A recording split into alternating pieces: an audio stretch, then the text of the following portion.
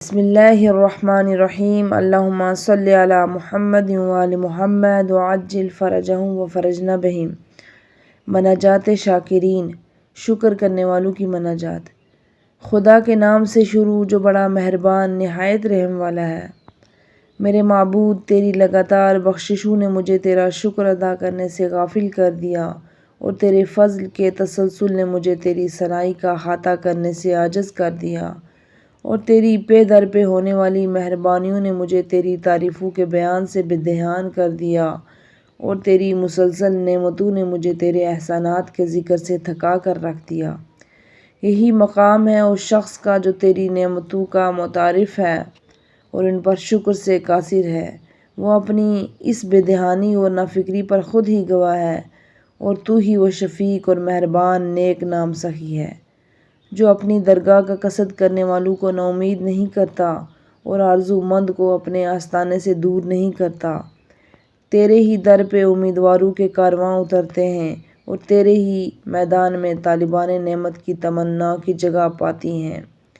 ہماری چاہتوں کے مقابلے میں نا امیدی اور یاس نہ دے، اور ہمیں نا امیدی اور پشیمانی کا پیراہن نہ پہنا۔ میرے معبود، تیری بزرگ تر نعمتوں کے سامنے میرا شکر و سپاس ہیچ ہے۔ تیری عظمتوں کے مقابلے میری زبان سے تیری تعریف و ذکر بے مایہ ہے۔ تیری نعمتوں نے مجھے ایمان کے نورانی پوشاکوں سے ڈھانپ دیا، اور تیری خوش آئند بلائی نے مجھے عزت کے تاج پہنائے ہیں۔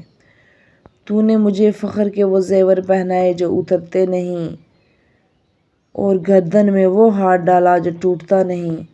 تیری مہربانیاں زیادہ تر، میری زبان ان کو شمار کرنے سے عاجز ہے، اور تیری نعمتیں کثیر ہیں، میرا فہم ان کو سمجھنے سے قاصر ہے۔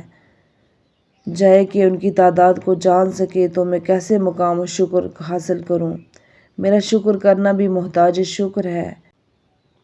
میں کہوں تیرے لیے حمد ہے، پس جسے تو نے ہمیں اپنے لطف سے غذا دی اور اپنے احسان سے پرورش کی ہے، تو ہم پر اپنی کثیر نعمتیں بھی تمام فرما، اور عذاب کی سختیاں ہم سے دور کر دے، اور ہمیں دنیا اور آخرت میں بہتر اور بیشتر حصہ عطا فرما۔